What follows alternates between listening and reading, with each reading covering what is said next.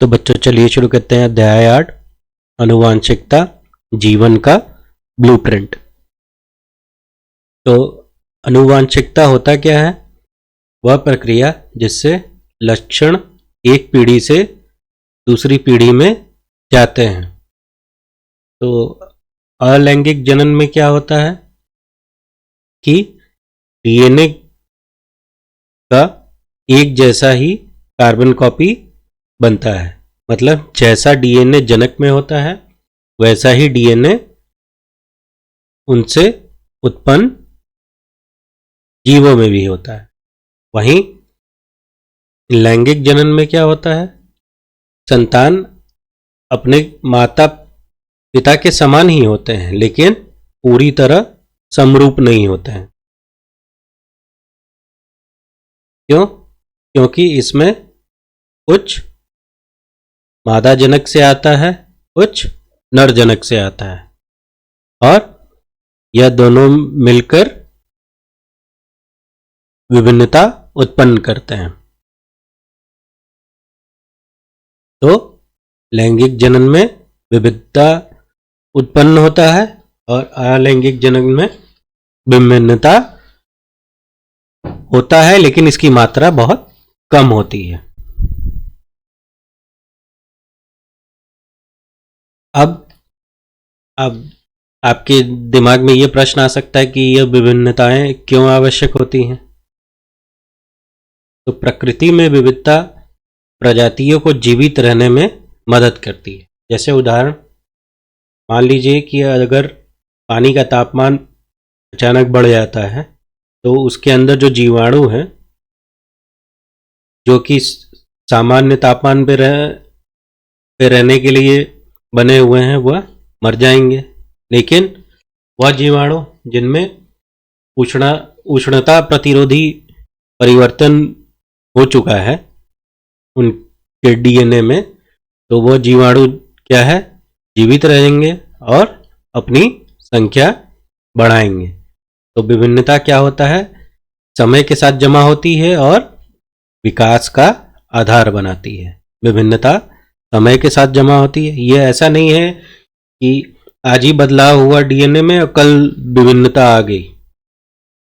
विभिन्नता को आने में समय लगता है। यह समय के साथ जमा होती है और विकास का आधार बनती है।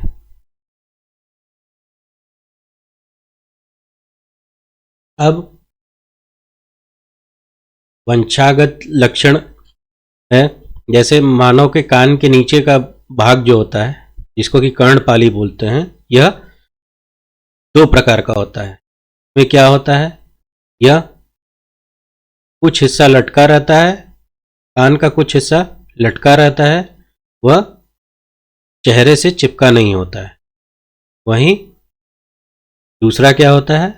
वह चेहरे से चिपका हुआ रहता है, मतलब लटकने वाला हिस्सा कम होता है। तो जो सिर से पूरी तरह जुड़ा नहीं होता है वह स्वतंत्र, और जो सिर के पार्श्व में जुड़ा होता है उसे जुड़ा हुआ बोलते हैं।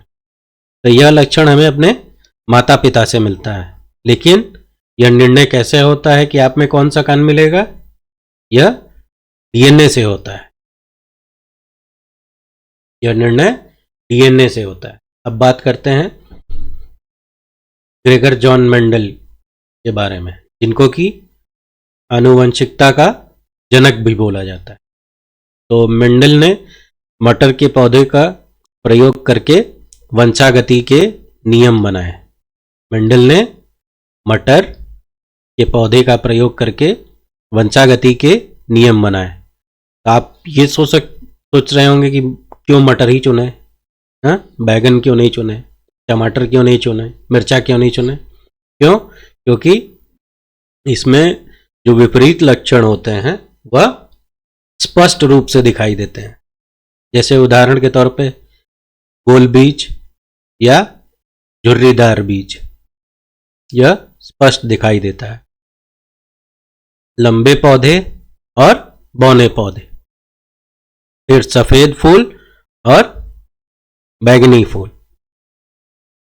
और ग्रेगर जॉन मेंडल ने विज्ञान और गणित के ज्ञान को संयोजित किया और वे पहले वैज्ञानिक थे जिन्होंने प्रत्येक पीढ़ी के लक्षणों की गिनती की थी। तो जॉन मेंडल ने मटर के पौधे का प्रयोग करके वंशागति के नियम बनाए थे। उन्होंने क्यों मटर चुना? क्योंकि इनमें विपरीत लक्षण स्पष्ट रूप से दिखाई देते हैं। उदाहरण जैसे गोल झुर्रीदार बीज, लंबे व बौने पौधे, सफेद और बैंगनी फूल।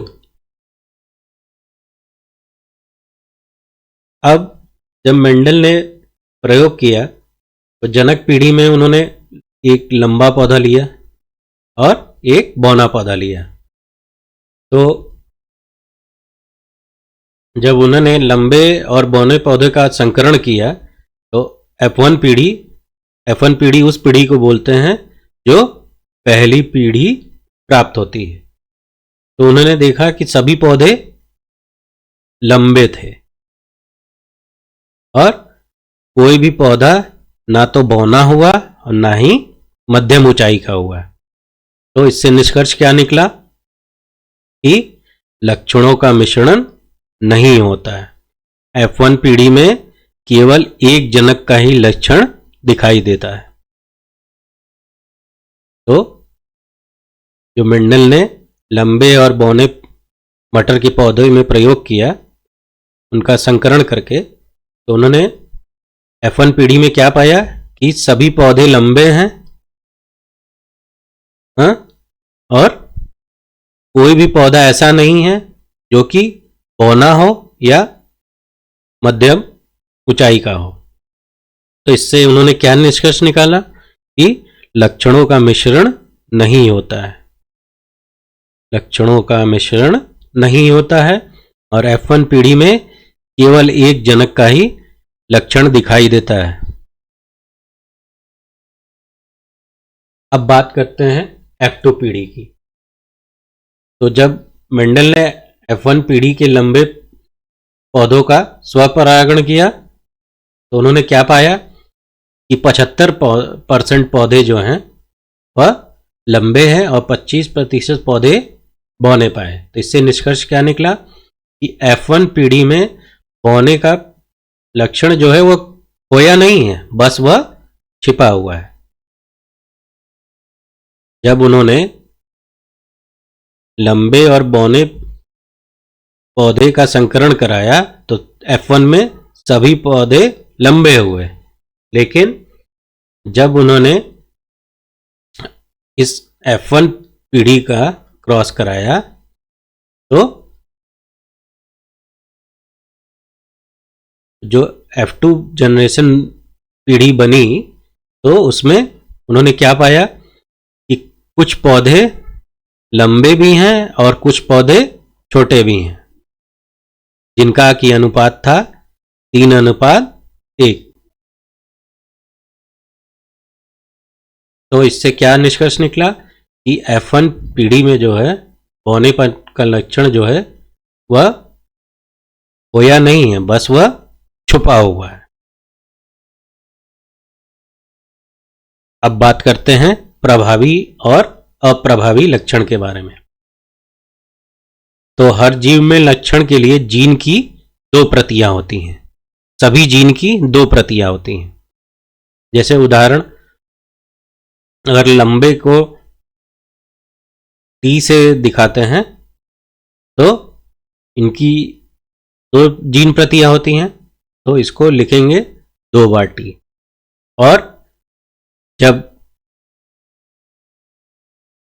हाइब्रिड पौधा रहेगा तो उसमें एक लंबा T होगा और एक छोटा T। छोटा T बौनेपन को दर्शाएगा और बड़ा T लंबा होने का।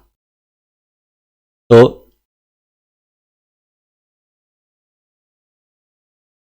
प्रभावी वह लक्षण होता है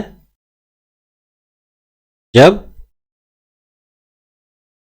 F1 में आप देख रहे थे क्या हो रहा था, जब एक लंबा पौधा और एक बौने पौधे का संकरण हो रहा था तो सभी पौधे लंबे हो रहे थे, तो उनमें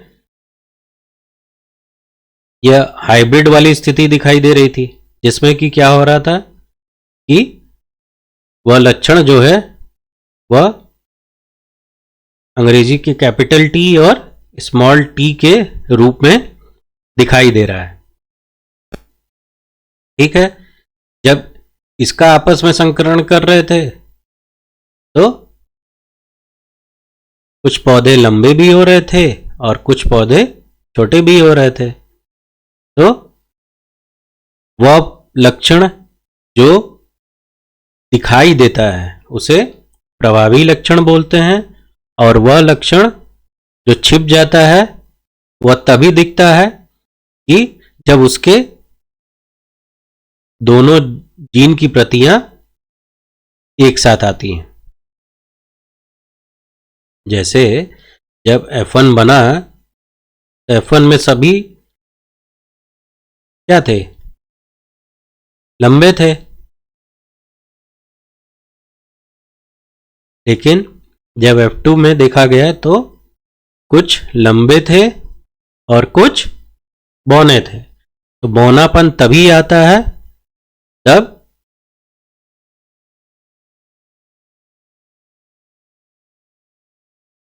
स्थिति क्या होगी, दोनों जीन जो कि अंग्रेजी के स्मॉल टी से दिखाई देता है तभी यह बौनापन दिखेगा। तो यह क्या दर्शाता है कि लंबा जो है वह बौनेपन पर प्रभावी है, लंबा जीन जो है वह बौनेपन पर प्रभावी। तो इसको इस तरह से भी समझ सकते हैं कि जो कैपिटल टी है वह प्रभावी जीन है और जो स्मॉल टी है वह अप्रभावी जीन है। तो प्रभावी जीन कब दिखेगा, जब या तो इसकी जीन की दोनों प्रतियां रहें या केवल एक प्रति भी रहेगी। लेकिन अप्रभावी जीन तभी दिखेगा जब इसकी दोनों प्रतियां रहेंगी। ठीक है,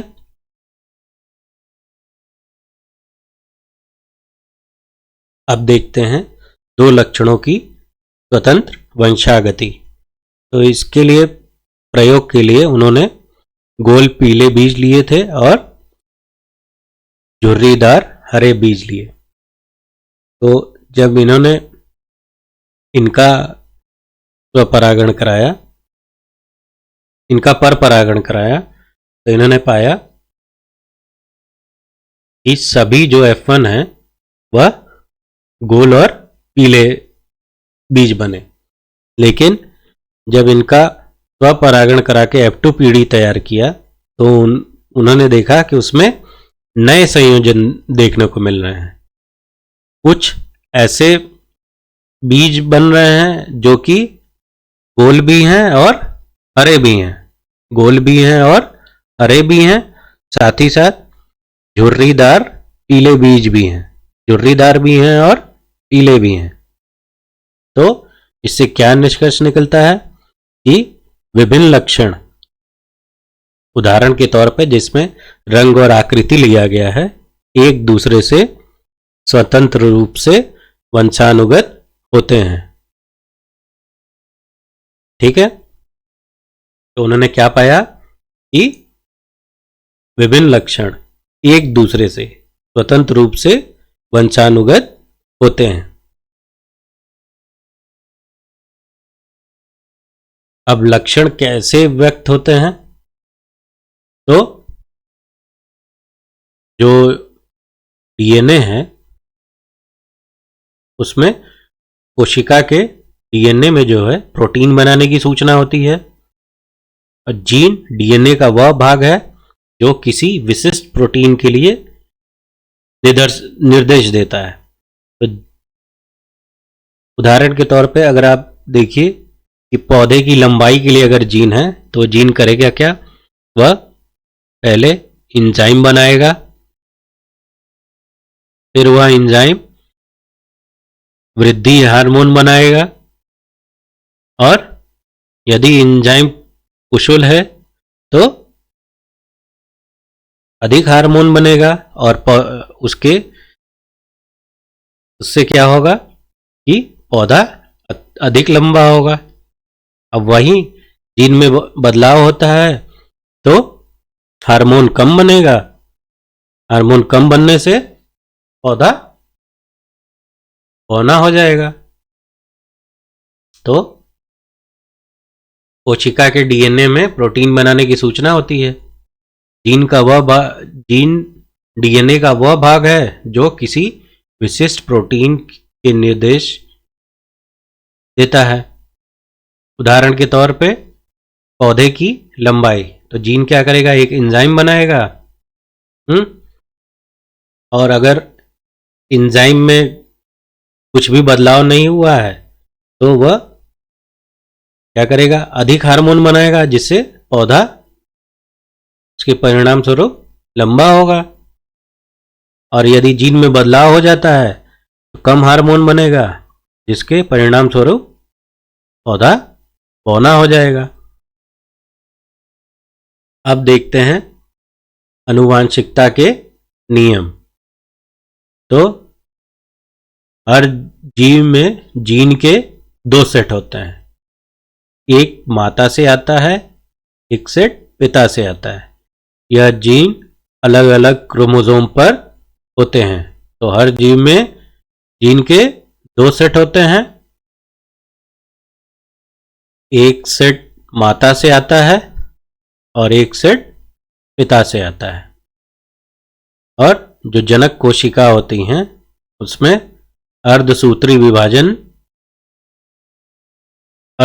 विभाजन से जीन का जोड़ा अलग हो जाता है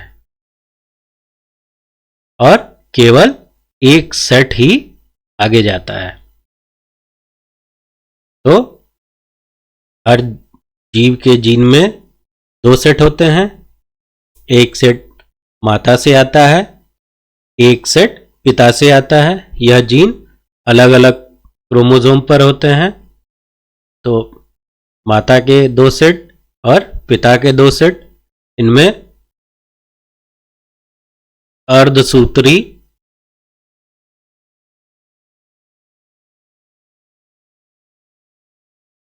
विभाजन होता है। इनमें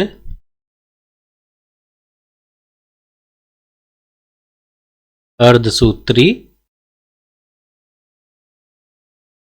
विभाजन होता है। से क्या होगा, यह दो सेट से एक सेट में परिवर्तित हो जाएगा और यही एक सेट आगे चल के निषेचन करते हैं और फिर से पुनः दो सेट जीन के तैयार हो जाते हैं। तो हर जीव में जीन के दो सेट होते हैं, एक सेट माता से आता है, एक सेट पिता से। लेकिन ये जो जीन होते हैं वो माता के अलग क्रोमोसोम पे होते हैं और पिता के अलग क्रोमोसोम पे होते हैं। फिर जनन कोशिकाओं में अर्धसूत्री विभाजन होता है और एक जीन का जोड़ा अलग हो जाता है और केवल एक सेट आगे बढ़ता है और यह सेट आगे मिलकर फिर से दो सेट बना लेते हैं, जिसको कि निषेचन बोलते हैं। निषेचन में क्या होता है, एक सेट माता से आता है, एक सेट पिता से, और फिर से यह पुनः दो सेट बना लेता है और इससे प्रजाति में डीएनए की मात्रा स्थिर रहती है। ठीक है। अब लिंग निर्धारण की प्रक्रिया देखते हैं। तो कुछ जानवरों में वातावरण से लिंग निर्धारण होता है, कुछ में जीन से। तो आइए देखते हैं अलग अलग प्रजातियों में लिंग निर्धारण के तरीके। तो पहले देखते हैं सरीसृप में। सरीसृप में क्या होता है, इन निषेचित अंडे के तापमान पर यह निर्भर करता है कि नर होगा या मादा। जो निषेचित अंडा होता है, अगर उस पे तापमान ज़्यादा पड़ेगा तो वो मादा में परिवर्तित हो जाएगा, तापमान कम रहेगा तो वो नर होगा। तो वो तापमान पर निर्भर करता है कि अंडे के अंदर वह नर होगा या मादा। उसी तरह घोंगे में क्या होता है, वह वातावरण के हिसाब से अपना लिंग बदल सकते हैं। फिर बात करते हैं मानव की। मानव में क्या होता है, मानव में लिंग निर्धारण पूरी तरीके से आनुवांशिक होता है। मानव में लिंग निर्धारण पूरी तरीके से आनुवांशिक होता है। यह माता पिता से मिले लिंग गुणसूत्र पर निर्भर करता है। तो मानवों में लिंग निर्धारण पूरी तरीके से आनुवंशिक होता है और माता पिता से मिले लिंग गुणसूत्र पर निर्भर होता है। अब देखते हैं XX और XY का गणित। तो मानव में गुणसूत्रों के 23 जोड़े होते हैं और इनमें से एक जोड़ा जो होता है, इन 23 में से एक जोड़ा जो होता है वह लिंग गुणसूत्र होता है। तो स्त्री में क्या होता है कि दोनों गुणसूत्र समान होते हैं, इसलिए इनको हम X और X से दर्शाते हैं। अब पुरुष में गुणसूत्रों का मेला जो है वह, गुणसूत्रों का जोड़ा जो है वह मेल नहीं खाता है, तो एक को हम X से दर्शाते हैं और दूसरे को Y से। ठीक है। अब लड़का या लड़की, यह इस पर निर्भर करता है कि लड़का होगा या लड़की। तो माता के पास तो केवल X गुणसूत्र होते हैं, इसलिए वह से हमेशा केवल X ही आएगा।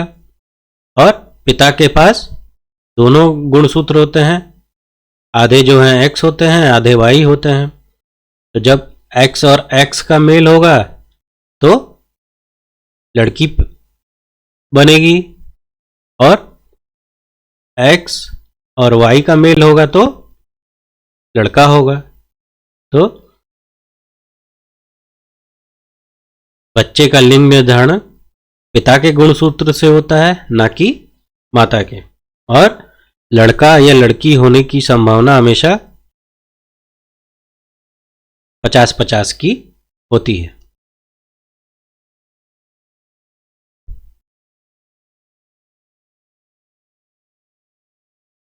अब देखते हैं हमने क्या क्या सीखा। विविधता जो है वह जनन में त्रुटियों के कारण पैदा होती है और जो विकास के लिए ईंधन का काम करती है। फिर हमने देखा मेंडल के नियम, जिसमें लक्षण जो होता है वह प्रभावी होता है या अप्रभावी होता है और स्वतंत्र रूप से वंशानुगत होते हैं। फिर क्रियाविधि देखा हमने कि जीन जो होते हैं प्रोटीन बनाते हैं और वो प्रोटीन वह लक्षण दिखाते हैं। फिर लिंग निर्धारण, मानव में पिता का गुणसूत्र बच्चे का लिंग तय करता है। और विज्ञान हमें यह समझने में मदद करता है कि हम जो हैं वह क्यों हैं। तो बच्चों, अगर वीडियो आपको अच्छी लगी तो लाइक शेयर सब्सक्राइब करिए और डिस्क्रिप्शन में आपको क्विक रिवीजन सीरीज का प्लेलिस्ट का लिंक भी मिल जाएगा। धन्यवाद।